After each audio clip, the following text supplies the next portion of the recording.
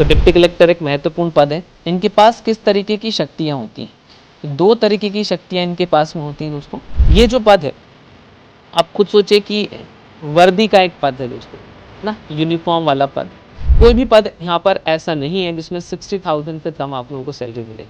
अगर मैं एमपीपीएससी की बात करूँ, आपको कौन कौन सी योग्यताओं को धारण करना पड़ता है। अगर मैं एजुकेशनल क्वालिफिकेशन की बात करूँ, अब ग्रेजुएशन जो आपका मिनिमम क्वालिफिकेशन है, तो सर हमें किससे ग्रेजुएशन करना चाहिए, कौन से स्ट्रीम से, ये भी आपको हिंदी में ही पूरा का पूरा लिखना है। मतलब अगर आप ऐसे लिखोगे तो अगर आप इंग्लिश मीडियम के हो तो भी आपको हिंदी में ही ऐसे लिखना है। नमस्कार दोस्तों, आप सभी का बहुत बहुत स्वागत है पीडब्ल्यू के इस ऑनलाइन प्लेटफॉर्म के ऊपर, जहां पर आज हम लोग बात करने वाले हैं उस सपने की जो कि हर एक माँ बाप के द्वारा देखा जाता है, हर उस युवा के द्वारा देखा जाता है जो समाज के अंदर प्रतिष्ठा प्राप्त करना चाहता है, जो समाज के अंदर आर्थिक रूप से सक्षम बन करके और इज्जत को प्राप्त करना चाहता है। आज कुछ इसी प्रकार के पदों की बात हम लोग करने के लिए आ गए हैं। तो दोस्तों, मध्य प्रदेश लोक सेवा आयोग इसी तरीके के पदों के लिए प्रतियोगी परीक्षाओं का आयोजन करता है। तो मध्य प्रदेश लोक सेवा आयोग के थ्रू हम लोग इन पदों को कैसे प्राप्त कर सकते हैं, इस पर आज हम लोग यहाँ पर डिस्कशन करेंगे। तो इस पूरी क्लास के अंदर मैं आप लोगों को क्या क्या बताने वाला हूँ। सबसे पहले हम लोग देखेंगे कि वो पोस्ट कौन सी होती है दोस्तों। फिर हम लोग बात करेंगे कि उनको कितनी सैलरी मिलती है, जो कि आप लोग काफ़ी ज़्यादा उत्साहित रहते हैं कि यार इस बात को मैं जान लूँ, है ना, कि कितनी सैलरी उनको मिलती है। इस पद को प्राप्त करने के लिए कौन कौन सी क्वालिफिकेशन की ज़रूरत है, जैसे कि शैक्षणिक क्वालिफिकेशंस कौन कौन सी हैं, एजुकेशनल वाली, और आयु संबंधी अर्हता, आयु संबंधी क्वालिफिकेशंस कौन कौन सी होती हैं। फिर उसके बाद में हम लोग देखेंगे कि हम लोग किस तरीके से इस एमपीपीएससी के थ्रू इन पदों को प्राप्त कर सकते हैं, कितनी स्टेजेस हमको पार करनी पड़ेंगी, और उसके बाद में फिर थोड़ा सिलेबस पर भी डिस्कशन करेंगे कि इसमें हमको पढ़ना क्या पड़ेगा। अगर आप लोगों को इन पोस्ट को प्राप्त करना है तो पीडब्ल्यू आप लोगों के लिए क्या कर रहा है ना, ये पहले हम लोग समझ लेते हैं। उसके बाद में सारी इन्फॉर्मेशन मैं आप लोगों को दोस्तों यहाँ पर दे दूंगा कि जो लोग 12वीं पास विद्यार्थी हैं और ग्रेजुएशन के साथ में इस तरीके की इंपॉर्टेंट पोस्ट को प्राप्त करना चाहते हैं, जो कि एमपीपीएससी के थ्रू दोस्तों आप लोगों को मिलती है, उनके लिए पीडब्ल्यू एमपीपीएससी वाला जो है वो शिखर बैच लेकर के आए हैं, जो कि 3 साल का पूरा बैच है दोस्तों। इसमें फर्स्ट ईयर में आप लोगों को यहाँ पर बेसिक आप लोगों का पूरा कवर करवाया जाएगा, जिसमें एनसीईआरटी और जीएस आप लोगों को पढ़ाया जाएगा। उसके बाद सेकंड ईयर जो हमारा रहेगा उसमें जीएस का कोर पूरा का पूरा जो हमारा सिलेबस है एमपीपीएससी का, वो आपको कवर करवाया जाएगा। सी सेट की आपको क्लासेस मिलेगी, आंसर राइटिंग आपको करवाई जाएगी, क्योंकि मेंस जो होता है वो लिखने वाला होता है एमपीपीएससी में, है ना। मेंस में हम लोग लिखते हैं, तो वो आप लोगों को सिखाया जाएगा कि कैसे आप लोग को लिखो ताकि ज़्यादा से ज़्यादा आप लोगों को नंबर मिल जाए। और फाइनल ईयर में आप लोगों की खतरनाक तरीके से यहाँ पर प्रैक्टिस कराई जाएगी, और साथ ही साथ आपको पूरा का पूरा रिवाइज करवाया जाएगा, ताकि आप लोग अपने जैसे ही आप लोग अपना ग्रेजुएशन कंप्लीट कर लें, उसके बाद में आप पूर्णतः तैयार हो जाएं कि आप एमपीपीएससी की एक शानदार पोस्ट प्राप्त कर लें। इसमें हमारा पूरे फंडामेंटल्स यहाँ पर मैंने आप लोगों को लिख करके दिए हुए हैं। डेली प्रीलिम्स और मेंस की प्रैक्टिस यहाँ पर होगी। आपको मेंटरशिप मिलेगी। जैसे आप कई बार हमें ये हो जाता है ना कि हमें समझ में नहीं आता है शुरू शुरू में तैयारी में हम लोग किस तरीके से करें, तो आपको प्रॉपर मेंटोर मिलेंगे जो आपको बताएंगे कि आपको कब कब क्या क्या करना है। उसके बाद आपकी जो टेस्ट कॉपी होगी वो बहुत अच्छी तरीके से वैलिड होगी। जो से आप लिखोगे ना मेंस में, तो आपको कितना कैसे लिखना चाहिए था, उसमें क्या चेंजेस करने चाहिए थे ताकि आपको ज़्यादा अच्छे तरीके से नंबर आ जाए, वो यहाँ पर मिलेंगे। क्लास नोट्स आपको यहाँ पर दोस्तों मिलने वाले हैं। आंसर राइटिंग सेशंस यहाँ पर आप लोगों को मिलेंगे कि आप किस तरीके से बेहतर तरीके से अपने आंसर को और अच्छा सुधार सकते हो। लाइव एनसीईआरटी जीएस सी सेट लेक्चर्स तो मिलेंगे। प्रीलिम्स और मेंस की टेस्ट सीरीज भी आप लोगों को इसमें मिलने वाली है। शिखर बैच जो हमारा 3 साल का 13 एमपीपीएससी वाला की बुक्स हार्ड कॉपी फॉर्म में मिलेगी। जो भी विद्यार्थी ऐसे हैं, जिन विद्यार्थी जो कि अब इसमें एनरोल करेंगे, उनको 13 बुक्स में मिलेंगी जो कि हार्ड कॉपी फॉर्म में मिलेंगी। हिंदी मीडियम वालों को हिंदी में और इंग्लिश मीडियम वालों को दोस्तों यहाँ पर इंग्लिश में मिलने वाली है। स्किल क्लासेस अलग से मिलेंगी जो आप लोगों को आपके एग्जाम में काफ़ी ज़्यादा मदद करेंगे, जैसे आर्टिफिशियल इंटेलिजेंस की क्लासेस, चैट जीपीटी की, एक्सेल की, और इंग्लिश स्पीकिंग क्लासेस भी इसी कोर्स के अंदर आप लोगों को यहाँ पर मिल जाएगा दोस्तों। 3 साल की इसकी वैलिडिटी रहेगी और उसमें बहुत ही शानदार लर्निंग सेशंस आप लोगों के लिए होने वाले हैं। तो अब ये तो हम आपके लिए करने वाले हैं, लेकिन ये पोस्ट कौन कौन सी होती है इनके विषय में और ज़्यादा इन्फॉर्मेशन सब हम लोग यहाँ पर ले लेते हैं।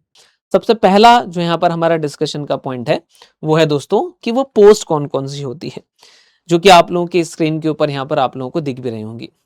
अब दोस्तों इसमें से सबसे ज्यादा जो प्रतिष्ठित पद हमारी एमपीपीएससी के अंदर हमारे पास में आता है, और वो कौन सा है? डिप्टी कलेक्टर का पद, जिसको हम लोग डीसी के नाम से भी जानते हैं। डिप्टी कलेक्टर का पद प्रतिष्ठित पद है। जब कभी कोई व्यक्ति इस पद को प्राप्त कर लेता है तो पहला ही क्या रिएक्शन होता है? माँ बाप गले लगाते हैं, खूब रोते हैं कि यार खुशी के आंसू आ जाते हैं। फिर जब वो बच्चा गांव में आता है तो उसका अलग तरीके से स्वागत किया जाता है, फूलों के साथ में, हार के साथ में, गाड़ियां लगी हुई होती हैं। ये तो पहला रिएक्शन है बेटा, जब आप इस पद के ऊपर सिलेक्ट हो जाते हैं। फिर उसके बाद में क्या होता है? जब कभी भी आप किसी फैमिली फंक्शन में जाएंगे या किसी भी फंक्शन में जाएंगे, अरे डिप्टी कलेक्टर साहब आ गए, नमस्कार, राम राम, आइए बैठिए, खाना खाया आपने और कैसे हैं आप?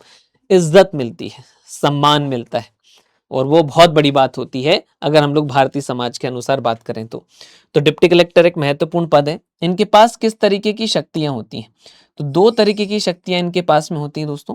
पहली जो शक्ति इनके पास में वो राजस्व विभाग की शक्ति है, अर्थात इनके पास में जमीन संबंधी विवाद आते हैं और रेत उत्खनन जैसी जो चीजें होती हैं उनसे संबंधित चीजों को भी अपने एरिया के अंतर्गत ये देखते रहते हैं। तो भूमि संबंधी विवाद मुख्यतः इनके पास में दोस्तों यहाँ पर आते हैं। तो अगर मान लीजिए आप सोचे जा रहे किसी किसान को ये न्याय दिला दें, उनकी जो भूमि है वो किसान को दिला दें, तो इनका सम्मान कितना बढ़ जाएगा उस क्षेत्र के अंदर, ऐसा है। ठीक है। दूसरी जो इनके पास में शक्ति होती है वो होती कानून व्यवस्था से संबंधित शक्ति, मतलब कि लॉ एंड ऑर्डर से संबंधित शक्ति। आपके आसपास का क्षेत्र सुरक्षित रहे उसके लिए भी ये निर्णय लेते हैं, उसके लिए भी ये काम करते हैं। तो आप खुद सोचिए कि जो हमारी सुरक्षा करने वाला व्यक्ति होता है उसके लिए हमारे दिमाग के अंदर किस तरीके की थिंकिंग बनती है, किस तरीके की सोच बनती है। जैसे एक बहन के लिए एक भाई, एक पुत्र के लिए उसका पिता, ठीक उसी तरीके की सोच हमारे दिमाग के अंतर्गत आती है कि ये हमें सुरक्षित रख रहे हैं। तो वो सम्मान आपको यहाँ पर देखने को मिलता है। फिर उसके बाद जो सेकंड महत्वपूर्ण पद है दोस्तों वो है डिप्टी एसपी का पद, जिसे हम लोग डीवाईएसपी भी दोस्तों यहाँ पर कहते हैं। ये जो पद है आप खुद सोचिए कि वर्दी का एक पद है दोस्तों, है ना, यूनिफॉर्म वाला पद है। और वर्दी पहन करके जब हमारे गांव में जाते हैं तो लोग खड़े हो जाते हैं, सम्मान करते हैं, कह रहे यार क्यों? क्योंकि देखो आप चोरी से लोगों को बचाओगे, वहां पर जो मारपीट हो रही है उनसे लोगों को बचाओगे, और साथ ही साथ आप बहुत सारे लोगों की होप रहोगे कि यार अगर कुछ हो जाएगा तो ये बंदा है और ये बंदा हमें बचा लेगा, या ये बंदा हमारे साथ गलत नहीं होने देगा। तो इस तरीके की सोच और विचार के साथ में आपको सम्मान दोस्तों यहाँ पर देखने को मिलता है। और डिप्टी कलेक्टर की अगर अपन बात करते हैं दोस्तों तो इनके पास में कौन सी शक्तियां होती हैं? कानून व्यवस्था की शक्तियां इनके पास में होती हैं। इनके पास में लॉ एंड ऑर्डर की पावर इनके पास में देखने को मिलती है। फिर हम लोग बात कर लेते हैं यहाँ पर अगले पद की, और वो है नायब तहसीलदार का पद। नायब तहसीलदार का पद जिसे नॉर्मली हम लोग एनटी के नाम से भी जानते हैं, और ये जो पद है इनके पास में राजस्व विभाग से संबंधित शक्तियां होती हैं दोस्तों। कौन सी शक्तियां? राजस्व विभाग से संबंधित शक्तियां होती हैं। अब राजस्व विभाग की कौन सी शक्तियां? जैसे कि भूमि संबंधी विवाद इनके पास में जाते हैं, भूमि के बंटवारे संबंधी विवाद इनके पास में जाते हैं, ये न्याय करते हैं, जस्टिस करते हैं। और जिस भी क्षेत्र में ये व्यक्ति जाता है, अरे नायब तहसीलदार साहब आ गए, है ना, इस तरीके से सम्मान मिलता है। फिर अगला जो पद हमारा महत्वपूर्ण पद है यहाँ पर, हालांकि और भी कई सारे पद है दोस्तों, सभी पदों की चर्चा यहाँ पर हम लोग क्लास में नहीं कर पाएंगे। कुछ महत्वपूर्ण पद जो हैं वो मैं यहाँ पर आप लोगों के लिए लेकर के आ गया हूँ। अगला जो पद है वो दोस्तों जनपद पंचायत सीईओ का पद है, मतलब जनपद पंचायत मुख्य कार्यपालन अधिकारी का पद है। इनके पास में ग्रामीण विकास से संबंधित योजनाओं को लागू करने की शक्ति होती है। इनके पास में ग्रामीण विकास मतलब के रूरल डेवलपमेंट की जो योजनाएं हैं, जो स्कीम्स है, उनको ये इम्प्लीमेंटेशन में लेकर के आते हैं। साथ ही साथ जो ग्राम पंचायत होती है, या मैं ये बोलूं कि पंचायत व्यवस्था जो होती है इनके क्षेत्र में, वो भी ये देखते हैं। तो जब भी ये व्यक्ति जो है वो गांव में किसी में पधारते हैं तो इनके आसपास भीड़ लग जाती है, अरे अब तो ऑफिसर साहब आ गए, अब तो पंचायत संबंधी हमारी सभी समस्याएं सही हो जाएंगी। तो इस तरीके से आप लोगों को दोस्तों यहाँ पर इन पदों के अंदर सम्मान देखने को मिलता है। अब हम लोग बात कर लेते हैं कि इन पदों के तहत सैलरी कितनी मिल सकती है आप लोगों को। अब तो 8वां वेतनमान लगने वाला है कुछ दिनों के अंदर, है ना। वैसे तो देखा जाए तो उसके अनुसार अगर मध्य प्रदेश में तो थोड़े दिनों में लग जाएगा, तो सैलरी काफ़ी अच्छी हो जाने वाली है। तो इसका मतलब आप लोगों के लिए बहुत शानदार होने वाला है। तो सुविधाओं की बात करेंगे तो सुविधाओं के अंदर पहला जो सुविधा मिलती है दोस्तों, वो मिलती है वेतन। तो वेतन, इसमें सफिशिएंट वेतन दोस्तों आप लोगों को यहाँ पर मिल जाता है। अगर मैं प्रारंभिक सैलरी की बात करूं तो कोई भी पद यहाँ पर ऐसा नहीं है जिसमें 60,000 से कम आप लोगों को सैलरी मिले। अगर मैं एमपीपीएससी की बात करूं, ऐसा है। और अगर मैं जो अच्छे प्रतिष्ठित पद इसके अंदर हैं तो उनकी तो सैलरी काफ़ी अच्छी दोस्तों हो जाती है। और अभी 8वां वेतनमान लगने वाला है तो आप लोगों की बल्ले बल्ले होने वाली है। तो जो भी व्यक्ति एमपीपीएससी के इन पदों को प्राप्त करेगा, वो ये मान करके चलेंगे कि उनको प्रतिष्ठा तो मिलेगी मिलेगी। वो अपने आप को भी आर्थिक रूप से सक्षम बनाएंगे, अपने बच्चों को भी आर्थिक रूप से सक्षम बनाएंगे, उनको भी बहुत अच्छे तरीके से पढ़ा लिखा लेंगे, अपने घर बार सब कुछ बहुत अच्छे तरीके से इनका हो जाएगा। और आगे की पीढ़ियों को भी वो बहुत अच्छा और सकारात्मक संदेश यहाँ पर दे करके जाने वाले हैं। उसके बाद दोस्तों देखें तो इनको मिलता है एक बंगला। ठीक है, इनको मिलता है बंगला, मतलब कि एक शानदार सा मकान जिसमें गार्डन होता है। और साथ ही साथ आपको मिलते हैं वहां पर स्टाफ की सुविधाएं। क्या मिलती है उस बंगले के अंदर? आपको स्टाफ सुविधाएं मिलती है। मतलब आपको वहां पर खाना बनाने वाला, इसके अलावा माली, और आपको जिन जिन चीज़ों की आवश्यकता है वो उन जिन चीज़ों को करने वाले लोग वहाँ पर आपको अवेलेबल हो जाएंगे। आपको सिक्योरिटी गार्ड भी मिलेंगे जो कि आपकी सुरक्षा करेंगे। कोई भी आपके गांव का व्यक्ति जब उस बंगले के अंदर एंट्री करेगा ना, तो उसको एक अलग ही एहसास होगा। उसकी छाती जो है, उसकी छाती जो है ना दोस्तों, चौड़ी हो जाएगी। अरे यार देखो यार, ये मेरे गाँव का बंदा है। अरे यार ये मेरी सिटी का बंदा है। अरे यार ये मेरी फैमिली का बंदा है ना। देखो यहाँ से वहां तक कितने सुविधा जो है इसके पास में है। ठीक है, इसके अलावा देखें तो दोस्तों स्टाफ के बाद में वाहन मिलता है ना। वाहन के अंदर ड्राइवर मिलता है।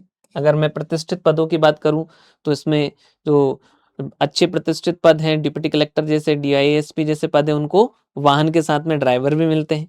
तो ये आप समझ रहे हैं कितनी शानदार शानदार सुविधाएं हैं। इसके अलावा मेडिकल फैसिलिटीज भी मिलती है बेटा। इसके अलावा मेडिकल जो फैसिलिटीज हैं वो भी सरकार के द्वारा उपलब्ध कराई जाती है। तो एक व्यक्ति को अपना अच्छे से जीवन जीना है तो उसको क्या चाहिए है? यही सब चीजें तो चाहिए है जो कि जो है एक रेपुटेशन का एहसास दिलाए, एक शक्ति का एहसास दिलाए, आर्थिक रूप से सक्षमता का एहसास दिलाए, और अपने घर को, अपने परिवार वालों को, अपने गांव वालों को जो है साहस दिलाए। तो यही तो चाहिए होता है एक व्यक्ति को अपना जीवन अच्छे तरीके से जीने के लिए। और यह पद उन सारी सुविधाओं को आप तक पहुंचाते हैं। आगे की बात करते हैं। अब आते हैं दोस्तों कि इन पदों को प्राप्त करने के लिए आपको कौन कौन सी योग्यताओं को धारण करना होता है। इन पदों को प्राप्त करने के लिए आपको कौन कौन सी योग्यताओं को धारण करना पड़ता है। अगर मैं एजुकेशनल क्वालिफिकेशन की बात करूं तो यहाँ पर आपको ग्रेजुएशन करना होता है। क्या करना होता है बेटा? ग्रेजुएशन आपका मिनिमम क्वालिफिकेशन है। ठीक है, अब ग्रेजुएशन जो आपका मिनिमम क्वालिफिकेशन है, तो सर हमें किस से ग्रेजुएशन करना चाहिए? कौन से स्ट्रीम से? क्या हम बीटेक एमटेक रहेंगे, मतलब बीटेक रहेंगे, या बी हमने इंजीनियरिंग किया हुआ है तो ही हम इसमें बहुत अच्छा कर सकते हैं क्या? या हम आर्ट्स से कर लें या कॉमर्स से कर लें हम ग्रेजुएशन तो भी हमारा हो जाएगा? बच्चों आपका ग्रेजुएशन होना चाहिए, चाहे आपका सब्जेक्ट कोई भी हो, मैथ्स हो, साइंस हो, बीटेक हो, या बैचलर ऑफ इंजीनियरिंग हो, या फिर आपने आर्ट के किसी भी सब्जेक्ट से ग्रेजुएशन कर लिया हो, कॉमर्स के किसी भी सब्जेक्ट से ग्रेजुएशन कर लिया हो, बस ग्रेजुएशन आपका होना चाहिए। तो सर कितने प्रतिशत अंक? हमारे तो 60% ही नहीं है, हमारे तो 60% भी नहीं है। तो बेटा ऐसा कोई प्रतिशत का यहाँ पर कोई बाउंडेशन नहीं है। कितने प्रतिशत की बात अगर हम लोग देखें तो प्रतिशत का कोई बाध्यता यहाँ पर देखने को नहीं मिलती है। कोई बाउंडेशंस दोस्तों हमको यहाँ पर देखने को नहीं मिलती है। ठीक है, कोई हमें यहाँ पर बाध्यता या कोई बाउंडेशंस हमें यहाँ देखने को नहीं मिलती है। ठीक है, इस बात का आप लोग ध्यान रखेंगे। एक सेकेंड फ्रेंड्स। हाँ जी, अब बात करते हैं हम लोग नेक्स्ट कि सर क्या फाइनल ईयर का विद्यार्थी भी इसको दे सकता है क्या? जी हाँ, फाइनल ईयर में जो विद्यार्थी हैं वो भी इसको दे सकते हैं लास्ट सेम में। ठीक है, तो फाइनल ईयर के विद्यार्थी, फाइनल ईयर जो लोग हैं, है ना, वो भी इसमें एग्जाम दे सकते हैं। ठीक है, लास्ट सेम वाले, कौन से? लास्ट सेम जिन लोगों का है वो इसमें एग्जाम दे सकते हैं। अब लेकिन आयु संबंधी पात्रताओं को भी पूरा करना पड़ेगा। तो सर आयु संबंधी क्या पात्रताएं हैं? अगर मैं जनरल कैटेगरी की बात करूं तो आयु संबंधी जो पात्रता है बेटा वो है 21 ईयर से लेकर के, अच्छा इसमें भी बहुत अलग अलग चीजें हैं। जनरल कैटेगरी में जो पद ऐसे हैं जो कि वर्दीधारी पद नहीं है, मतलब नॉन यूनिफॉर्म पद है, उनके लिए क्या है, और यूनिफॉर्म पद है उनके लिए क्या है, दोनों की बात कर लेते हैं। तो अगर मैं जनरल कैटेगरी की बात करता हूं तो जनरल कैटेगरी के अंदर यहां पर नॉन यूनिफॉर्म पोस्ट की मैं बात कर रहा हूं।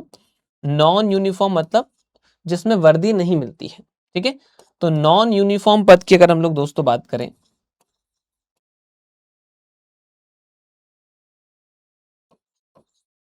तो इसके लिए 21 से लेकर के तो 40 ईयर तक की यहां पर एज हो जाती है। और अगर मैं यूनिफॉर्म पद की बात करूं तो यूनिफॉर्म का मतलब क्या हो जाता है हमारा, कि वर्दी मिलना। ठीक है, यूनिफॉर्म पद की बात करते हैं तो 21 से लेकर के तो 33 ईयर। जैसे अगर आपको डिप्टी कलेक्टर की पोस्ट चाहिए तो आपको 21 से 33 ईयर के बीच में वो पोस्ट मिल जाएगी। अगर उससे ज्यादा आपकी एज है तो फिर आप डिप्टी कलेक्टर के लिए या दूसरी पोस्ट के लिए एलिजिबल रहेंगे।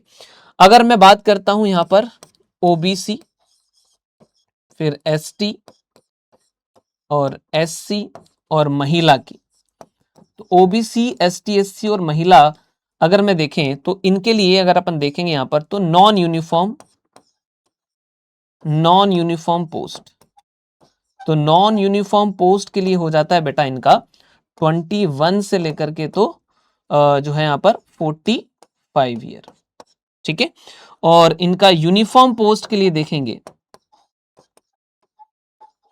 यूनिफॉर्म पोस्ट के लिए देखेंगे तो 21 से लेकर के तो 38 ईयर तक का हो जाता है। तो यहाँ पर ओबीसी एसटी एससी और महिला को आयु संबंधी कुछ एक्स्ट्रा छूट यहाँ पर मिली हुई है, तो इसका लाभ उठा सकती हैं महिलाएं भी और एसटी एससी ओबीसी वर्ग भी। तो इस तरीके से यहाँ पर आयु संबंधी रहता है। अब बहुत सारे बच्चे ये पूछते हैं कि सर हम तो 21 के हुए ही नहीं है, क्या हम लोग अभी एग्जाम दें? तो बेटा 21 आपका कंप्लीट होना चाहिए। 21 साल आप कंप्लीट हो जाओ उसके बाद ही आप एग्जाम में बैठो, ये आपके लिए बहुत ही ज्यादा जरूरी है। अगर उसके पहले आप लोग एग्जाम में बैठते हैं तो उसका कोई फायदा आपको नहीं मिलने वाला है। ठीक है, अच्छा एक चीज का और ध्यान रखना है, जो लोग फाइनल ईयर में है मतलब लास्ट सेम में है वो लोग एग्जाम दे सकते हैं, लेकिन उनका भी 21 ईयर कंप्लीट हो जाना चाहिए एज में।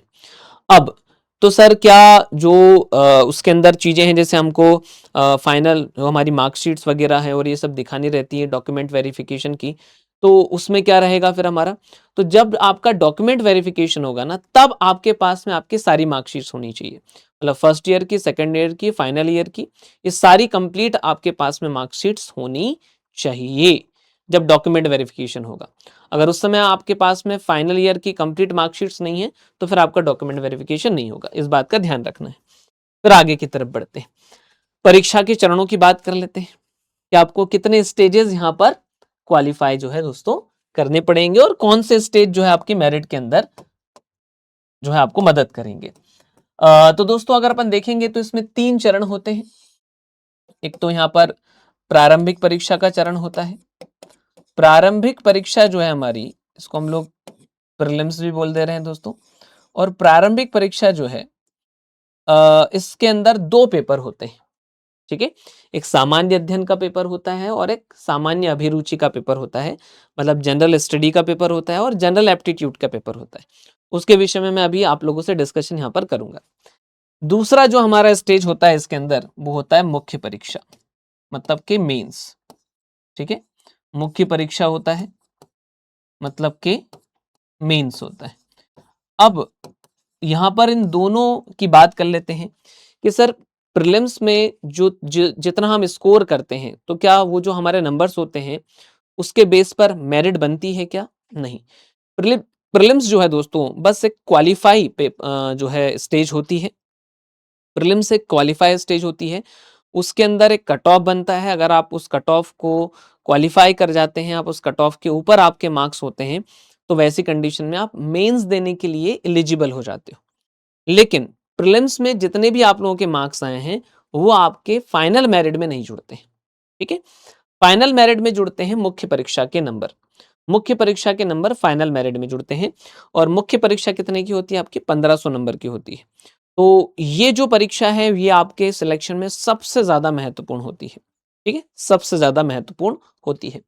जो प्रीलिम्स होते हैं उसमें ऑब्जेक्टिव टाइप के क्वेश्चंस आते हैं। 4 क्वेश्चन ऑब्जेक्टिव्स होते हैं, मतलब 4 आपके पास में ऑप्शंस होते हैं। उन ऑप्शंस में से आपको एक चूज करना पड़ता है। मेंस के अंदर आपको हैंड रिटन मतलब लिखना पड़ता है। आंसर्स जो होते हैं 2 मार्कर के, 7 मार्कर के, 10 मार्कर के, इस तरीके के आपको वहां पर आंसर्स लिखने पड़ते हैं। डिस्क्रिप्टिव टाइप का होता है। और जो लास्ट होता है आपका वो होता है यहाँ पर साक्षात्कार, मतलब कि इंटरव्यू। ठीक है, साक्षात्कार जिसको हम लोग यहाँ पर क्या कह दे रहे हैं? यहाँ पर हम लोग इंटरव्यू कह दे रहे हैं। इंटरव्यू जो होता है उसके अंदर आपका व्यक्तित्व परीक्षण किया जाता है। आपने अभी तक अपना जीवन किस तरीके से जिया है, उसके बाद में आपने अपनी पढ़ाई कितने अच्छे तरीके से की है, आप कितने नैतिक हैं, आप समस्याओं का समाधान निकालने में कितनी तेजी से निर्णय ले लेते हैं, आपके आसपास की आपको कितनी अच्छी नॉलेज है, आपके एमपी के कल्चर की आपको कितनी अच्छी नॉलेज है, और साथ ही साथ जो है निर्णय और समस्या समाधान में आप कितने अच्छे हैं। इन बातों को चेक किया जाता है। तो इन पर एक एक करके थोड़ा सा डिस्कशन कर लेते हैं और फिर उसके बाद में हम लोग आगे की तरफ बढ़ते हैं। जैसे इसमें अगर दोस्तों देखेंगे तो प्रारंभिक परीक्षा के अंदर प्रारंभिक परीक्षा की बात करेंगे तो प्रारंभिक परीक्षा में बेटा 2 पेपर आपके होते हैं। एक तो होता है सामान्य अध्ययन, एक होता है सामान्य ज्ञान का। ठीक है, जिसको हम लोग GS1 भी बोल देते हैं। ये जो होता है इसके अंदर आपके 100 क्वेश्चंस होते हैं और हर एक क्वेश्चन का आपको 3 नंबर होता है। तो टोटल मार्क्स जो हो जाते हैं आपके वो 300 अंक हो जाते हैं, 300 नंबर आपके हो जाते हैं। ठीक है, ये आपका सामान्य अध्ययन का पेपर हो जाता है। ठीक है, इसके अंदर किससे रिलेटेड क्वेश्चंस पूछे जाते हैं? जैसे इसमें आप लोगों के जो क्वेश्चंस होते हैं इसमें आपको हिस्ट्री के क्वेश्चंस पूछ लिए जाएंगे। ठीक है, मतलब कि इतिहास। इसके अलावा फिर ज्योग्राफी के क्वेश्चंस पूछ लिए जाएंगे, मतलब कि भूगोल के। फिर उसके बाद में MPGK के क्वेश्चन सबसे ज़्यादा पूछे जाते हैं, जिस पर कि सबसे ज़्यादा आपको फोकस करना पड़ता है। इसके अलावा आप लोगों से विज्ञान मतलब कि साइंस के क्वेश्चंस पूछे जाते हैं, है ना। कंप्यूटर के क्वेश्चंस पूछे जाते हैं, इकोनॉमी के क्वेश्चंस पूछे जाते हैं, और साथ ही साथ करंट अफेयर के क्वेश्चंस भी आपसे पूछे जाते हैं।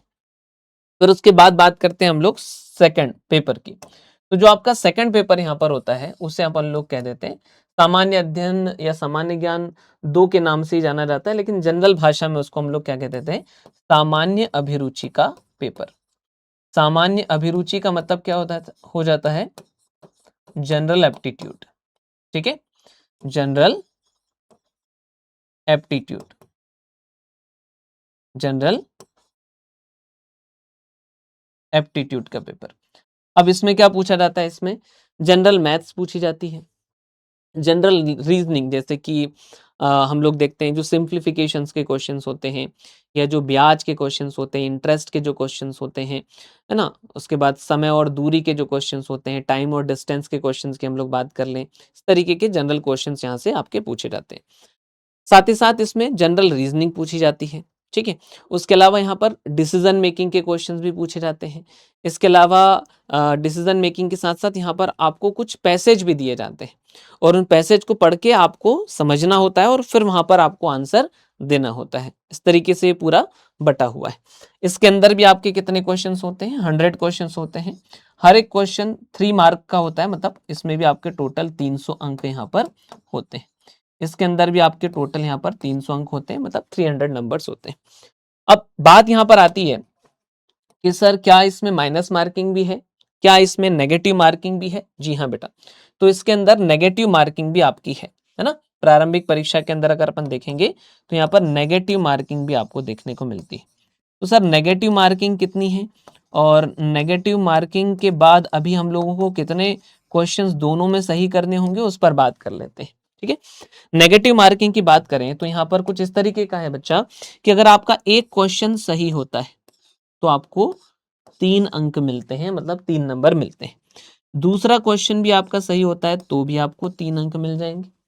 लेकिन अगर थर्ड क्वेश्चन आपने गलत लगा करके आए हो वहां पर, ठीक है, अगर आप थर्ड क्वेश्चन गलत लगा करके आए हो तो वैसे में आपका 1 नंबर माइनस हो जाता है। ठीक है, तो जितने भी सही होंगे उनके लिए आपको 3 अंक मिलेंगे, 3 नंबर मिलेंगे, और अगर एक क्वेश्चन आपका गलत हो जाता है तो 1 नंबर आपका माइनस हो जाएगा। इस तरीके से होता है। अभी अगर अपन लोग देखें तो अगर आप जनरल कैटेगरी से बिलोंग करते हो तो ऐसे कंडीशन में अगर आप 70 के आसपास क्वेश्चन सॉल्व करते हो, जो कि इस बार रहा है, तो फिर आप सेफ कंडीशन में हैं, है ना। 70 मान करके चले, आप 70 क्वेश्चन अगर आपने राइट किए हैं, है ना। राइट मतलब इसका मतलब ये नहीं है कि आपने 30 क्वेश्चन रॉन्ग कर दिए। अगर 70 क्वेश्चन आपने राइट किए और 30 क्वेश्चन रॉन्ग कर दिए तो आप तो पीछे आ जाओगे, क्योंकि 30 के हिसाब से 30 नंबर आपके माइनस हो जाएंगे, है ना। तो 10 क्वेश्चन आप पीछे आ जाओगे, मतलब 70 की जगह आप 60 पे आ जाओगे। फिर समझ में आ रही बात? तो जितने आपने क्वेश्चंस किए हैं और जितने आपके गलत हुए हैं उन सबको जो है सही तरीके से कैलकुलेशन करने के बाद में आपके 70 क्वेश्चन सही होने चाहिए। ठीक है, आपके कितने क्वेश्चन सही होने चाहिए? 70 सही होने चाहिए। लेकिन उसके बाद उसमें फिर कोई गलत क्वेश्चन नहीं होना चाहिए, नहीं तो फिर आप पीछे आ जाओगे। 70 क्वेश्चंस अगर आपके हैं तो आप प्रीलिम्स क्वालिफाई कर जाओगे। तो सर प्रीलिम्स क्वालिफाई हम लोग कर तो जाएंगे, लेकिन मेंस में जो जाते हैं वो कितने गुना लोग जाते हैं? तो ऐसा होता है बेटा कि जितनी भी पोस्ट होती है, मान लीजिए कि 300 पोस्ट है तो 300 पोस्ट का 20 गुना मेंस में जाते हैं, है ना। 20 टाइम्स लोग मेंस में जाते हैं। तो 300 इंटू 20 कर लो आप, 300 इंटू 20 कर लो आप, तो कितना हो जाएगा ये आपका? 6000 लोग, है ना। हाँ ठीक है, जो है 6000 लोग मेंस देंगे, ऐसा हो जाता है। और ज्यादा पोस्ट हो तो फिर और ज्यादा हो जाएगा, इस तरीके का आपका यहाँ पर होता है। तो ये था हमारा प्रीलिम्स का सारा सिस्टम। फिर अगर मैं मेंस की बात करूं तो मेंस के अंदर दोस्तों 6 पेपर होते हैं। मेंस के अंदर कितने पेपर होते हैं? 6 पेपर दोस्तों आप लोगों के लिए यहाँ पर होते हैं। और 6 पेपर में से स्टार्टिंग के जो आपके 4 पेपर हैं उनके अंदर पार्ट ए और पार्ट बी होता है। ठीक है, तो वो मैं आज सारी जो है चर्चा यहाँ पर आप लोगों से कर लेता हूँ। तो पेपर फर्स्ट जो है आपका, उसके अंदर एक होता है पार्ट ए और एक होता है बेटा पार्ट बी। तो पार्ट ए जो होता है आपका पेपर 1 के अंदर, उसके अंदर आपको इतिहास पढ़ना है, हिस्ट्री पढ़ना है, जिसमें भारत का और मध्य प्रदेश का दोनों का इतिहास आपका आ जाता है, हिस्ट्री आपका आ जाता है, और साथ ही साथ संस्कृति मतलब के कल्चर भी इसके अंदर आपका शामिल हो जाता है। पार्ट बी जो है वो आ जाता है आपका भूगोल का, ज्योग्राफी का। इसके अंदर आपका भारत का भूगोल, इंडिया की ज्योग्राफी और साथ ही साथ एमपी की ज्योग्राफी भी आपकी आ जाती है। फिर उसके बाद बात करता हूं मैं यहाँ पर, तो जो सेकंड पेपर है, सेकंड पेपर के अंदर भी इसी तरीके का होता है। सेकंड पेपर के अंदर भी आपका पार्ट ए है बेटा और पार्ट बी है।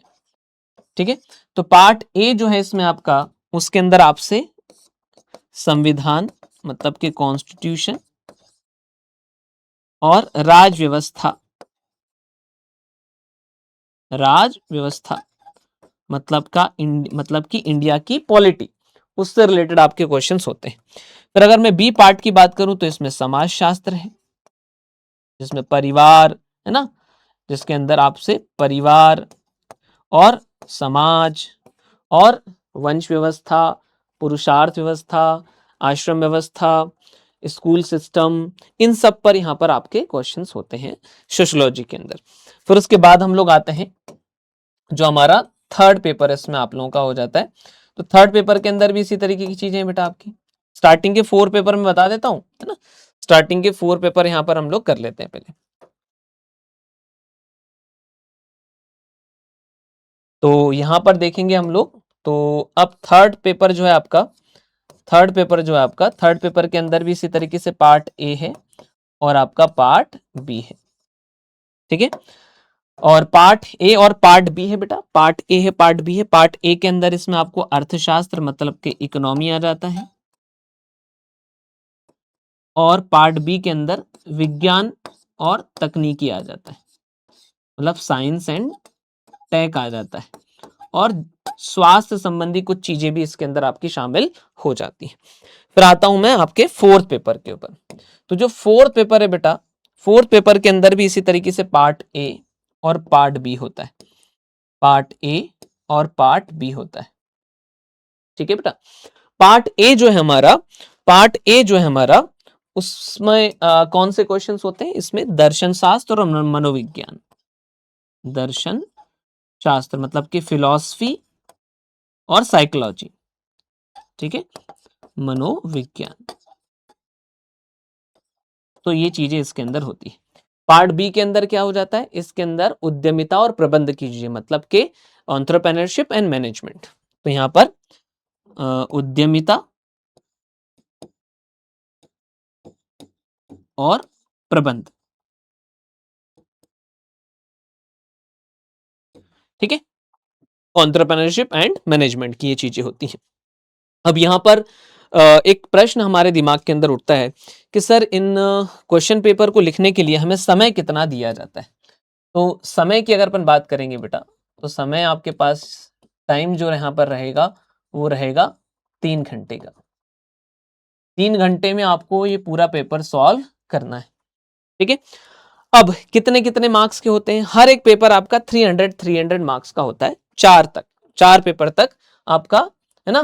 प्रथम या फर्स्ट 4 जो आपके पेपर होंगे, फर्स्ट 4 पेपर, वो 300 मार्क्स के आपके होंगे। ठीक है, सब एक एक 300 का। अब इसमें जो पार्ट ए है वो कितना होगा? ये 150 मार्क्स का होगा, पार्ट बी 150 मार्क्स का होगा। दोनों के लिए आपको अलग अलग कॉपीज मिलेंगी। फिर उसके बाद यहाँ पर भी इसी तरीके का, ये 150 मार्क्स का, ये 150 मार्क्स का, कॉपी अलग अलग मिलेगी। यहाँ पर भी 150 मार्क्स, 150 मार्क्स और एक कॉपी अलग अलग मिलेगी। यहाँ पर भी ये 150 मार्क्स और 150 मार्क्स, और इसमें भी कॉपी दोस्तों अलग अलग यहाँ पर मिलने वाली है, क्योंकि अलग अलग विषय विशेषज्ञ के पास में हो जाएगी, वो वहां पर चेक करेंगे। ऐसा है। फिर हम लोग लास्ट के जो 2 पेपर हैं उनकी बात कर लेते हैं। लास्ट के जो 2 पेपर हैं, एक है हिंदी का पेपर और एक है निबंध का पेपर। ठीक है, तो जो हिंदी का पेपर है आप लोगों का, हिंदी का जो पेपर है वो कितने मार्क्स का होगा? ध्यान रखेंगे, ये आपका 200 मार्क्स का होगा। अब यहां पर उत्तर जो आपको लिखने हैं वो हिंदी में ही लिखने हैं, इस बात का ध्यान रखना है। ठीक है, इसके पहले जो 4 पेपर थे उसमें आप, अगर आपका मीडियम हिंदी है तो आप हिंदी में लिख सकते हो, अगर आपका मीडियम इंग्लिश है तो आप इंग्लिश में भी लिख सकते हो। लेकिन यहाँ पर हिंदी में सारे आंसर्स आपको हिंदी में ही लिखने पड़ेंगे। जो भी मुहावरे या जो भी शब्दावली वगैरह जो भी आपसे यहाँ पर पूछा जाता है, सब आपको हिंदी में लिखना पड़ेगा। हाँ, यहाँ पर अगर ट्रांसलेशन कुछ आता है कि हिंदी से इंग्लिश ट्रांसलेशन, तो वो आप इंग्लिश में रोमन लिपि में लिख सकते हैं। ऐसा ये 200 अंक का आपका होता है बेटा। फिर उसके बाद लास्ट जो पेपर होता है हमारा निबंध और प्रारूप लेखन का। निबंध और प्रारूप लेखन इसमें होता है, मतलब निबंध मतलब के ऐसे एंड ड्राफ्ट राइटिंग, ये भी आपको हिंदी में ही पूरा का पूरा लिखना है। मतलब अगर आप ऐसे लिखोगे तो अगर आप इंग्लिश मीडियम के हो तो भी आपको हिंदी में ही ऐसे लिखना है। इस बात का ध्यान रखना, ये नहीं होना चाहिए कि भैया निबंध ऐसे है तो भैया इंग्लिश मीडियम का तो इंग्लिश नहीं, हिंदी में ही आपको इसको पूरा लिखना पड़ेगा। प्रारूप लेखन भी जो है यहाँ पर आपको ड्राफ्ट राइटिंग जो है वो भी आपको हिंदी में ही करनी पड़ेगी, और इसके आपके हो जाते हैं 100 मार्क्स, 100 अंक आपको इसके मिलते हैं। तो इस तरीके से देखा जाए तो ओवरऑल मिलाकर के आपके मेंस में जितने नंबर हो जाते हैं वो है 1500 नंबर, है ना। ओवरऑल मिलाकर के आपके जो मेंस में हो जाते हैं दोस्तों, वो कितने हो जाते हैं? आपके 15 नंबर यहाँ पर हो जाते हैं। ठीक है, 1500 सॉरी, है ना। तो ओवरऑल कितने आपके मार्क्स यहाँ पर हो जाते हैं? 1500 मार्क्स यहाँ पर हो जाते हैं मेंस के, जो कि यहाँ पर मैं दिखा देता हूँ आपको। ठीक है, सभी का अगर मैं जोड़ूं तो मुख्य परीक्षा कुल अंक, मुख्य परीक्षा कुल अंक, मुख्य परीक्षा कुल अंक, ये हो जाते हैं आपके 1500 मेंस के टोटल मार्क्स। अगर अब यहाँ पर हम एक बात को और अच्छे तरीके से समझना चाहें कि किस तरीके से हमारे प्री के और मेंस के क्वेश्चंस आते हैं, तो उसके लिए हम लोग गूगल जेमिनाई का यूज़ कर सकते हैं। आइए मैं आपको दिखाता हूँ कि गूगल जेमिनाई में जाकर के, जैसे गूगल पर जाएंगे, वहाँ पर गूगल जेमिनाई टाइप करोगे आप लोग उसके टेक्स्ट बार में, फिर वहाँ पर आपको गूगल जेमिनाई का एक जो है पूरा का पूरा वेबसाइट मिलेगा, उसके ऊपर आप लोगों को जाना है। वहाँ पर आप जाओगे अंदर तो वहाँ पर गूगल जेमिनाई का टेक्स्ट बार आपको मिलेगा। उसके अंदर आपको क्या लिखना है, सम एमपीपीएससी प्री पीवाईक्यूज, जिससे हमें ये जानने में मदद मिल जाएगी कि एमपीपीएससी में क्वेश्चन कैसे पूछे जाते हैं। तो आप लोगों के लिए और आसान हो जाएगा एमपीपीएससी को समझना और एमपीपीएससी की तैयारी करना। तो यहाँ पर देखेंगे जैसे कि कुछ क्वेश्चंस यहाँ पर लिखे हैं, Bhil are mainly concentrated in which region of Madhya Pradesh. इसी तरीके का एक और क्वेश्चन यहाँ पर रिवर्स को लेकर के आया हुआ है। तो आप लोग समझ पाओगे कि आप लोग को किस स्तर की इसमें तैयारी करनी है और आप लोगों के लिए तैयारी जो है वो कितनी आसान है। इसी तरीके से मेंस के भी कुछ क्वेश्चंस मैं आप लोगों के लिए यहाँ पर लेकर के आ गया हूँ, तो वो भी आप गूगल जेमिनाई के टेक्स्ट बार में जब जाओगे तो वहां पर आप लोग लिख दोगे कि सम एमपीपीएससी मेंस पीवाईक्यूज, जो कि 2 मार्कर के आते हैं, 7 मार्कर के और 10 मार्कर के आते हैं, उसमें हमको लिखना पड़ता है बेटा। तो इसमें 2 मार्कर के कुछ यहाँ पर आप लोगों को दे दिए गए हैं, जैसे यहाँ पर भारतवर्ष क्या होता है, सभा एवं समिति क्या होता है, पेमा फालिया क्या है, एलनीनो क्या है, ये आपको 2 मार्कर के क्वेश्चन है। और इसी तरीके के 7 मार्कर के कौन कौन से क्वेश्चन यहाँ पर है, आए हुए हैं पुराने सालों में, है ना। और जो है आप लोग देखेंगे कि कुछ जो 10 मार्कर के क्वेश्चंस है वो किस तरीके से हमारे यहाँ पर पूछे जाते हैं। तो इसमें आप लोगों को दोस्तों यहाँ पर आसानी हो जाएगी कि किस तरीके के क्वेश्चंस आपके यहाँ पर पूछे जाते हैं। ठीक है बेटा, अब हम लोग आ जाते हैं साक्षात्कार के ऊपर। तो हम लोग आ जाते हैं अब साक्षात्कार के ऊपर। इसमें आपको कितने नंबर का साक्षात्कार होता है, ये होता है 185 का, 185 का होता है। ठीक है, इसमें जैसा कि मैं आपको बता चुका हूं कि क्या क्या आपसे पूछा जाएगा, अभी तक का आपका जीवन कितना ईमानदारी से आपने जिया है, वो वहां पर वो चेक करेंगे। आपने अपनी पढ़ाई कितनी ईमानदारी से की है, आप अपने रिश्तों को आपने कितनी ईमानदारी के साथ में निभाया है, क्योंकि उनको ईमानदार लोग चाहिए है। ठीक है, फिर उसके बाद में वो आपसे आपके एकेडमिक के क्वेश्चंस पूछेंगे, जैसे आपने जो 12th में जो सब्जेक्ट लिया था, आपने जो ग्रेजुएशन में जो सब्जेक्ट लिया था, आपने अगर आपने पोस्ट ग्रेजुएशन किया है तो उसमें आपने क्या किया है। इसके अलावा आपकी और कोई एक्टिविटीज़ भी रही है, जैसे कि एनसीसी या फिर आप नवोदय से पढ़े हैं, तो उस तरीके के क्वेश्चंस भी आपसे पूछे जाते हैं।